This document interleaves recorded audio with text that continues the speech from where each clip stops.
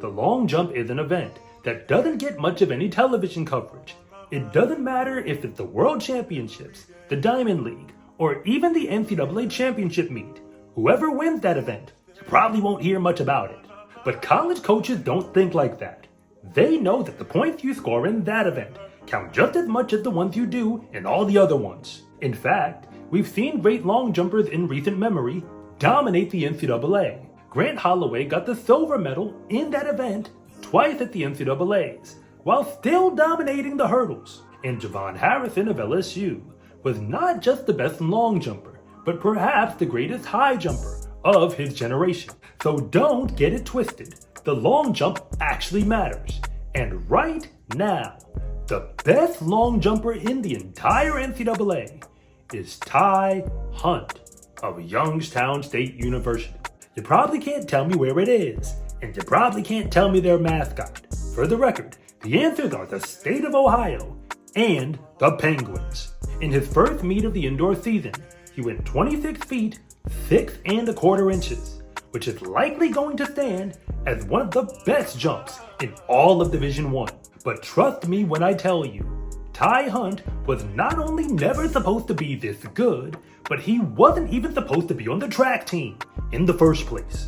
The truth is that Tye Hunt is a football player who never realized his full potential in the jumps because his attention was never fully on it to begin with. But now that he is all in on the sport that he was honestly always meant to do, he has a chance to shock the world and every D1 coach who passed up on him by out-jumping the entire nation. And if anything that I say actually connects with you, it is always greatly appreciated if you would please like and subscribe. But if I don't, just let me know in the comment section because I try to read them all. To keep it a buck with you, I originally had no plans on making this video. I was scrolling through TFRRS, looking to see if there was anything important that I had missed.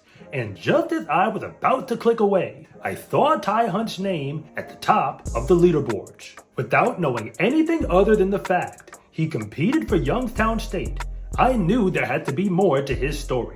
And at the high school level, Tye Hunt was a wide receiver who broke single-season records for both receptions and total yards. Those performances were good enough to earn him a spot on Youngstown State's football team in Division I FCS. But all the way back then, he was also a track and field athlete, and he was good enough to make the state championship meet, both in the long jump and the 200-meter dash. He actually would have been a high 2-star level recruit on SCArecruiting.com. Don't get me wrong, it's good enough to get recruited somewhere in D1, but many schools, including the one he likely wanted to go to the most, Ohio State University, weren't paying him any attention. So in 2019, Tye Hunt started his football career at Youngstown State.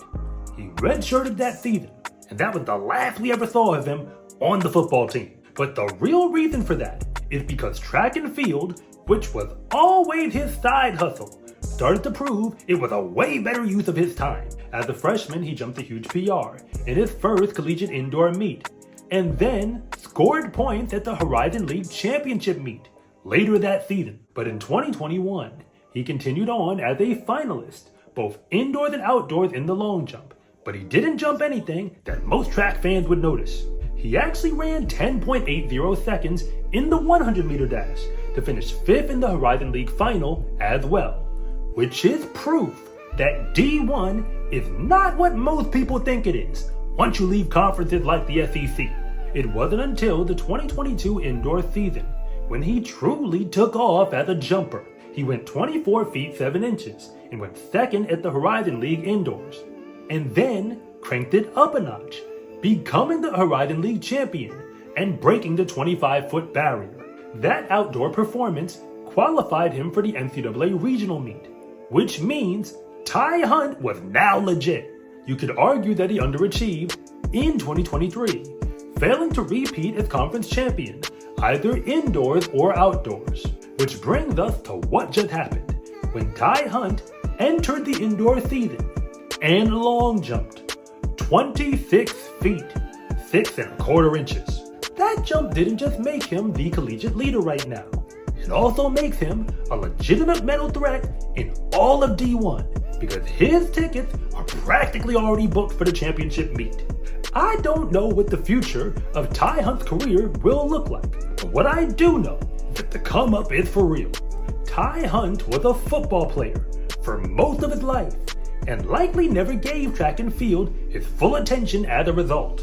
When he got to college, he ended up shifting his focus to where it probably always belonged, and then grinded his way to becoming one of the best long jumpers in all of Division I at an Ohio State University, just not the Ohio State University.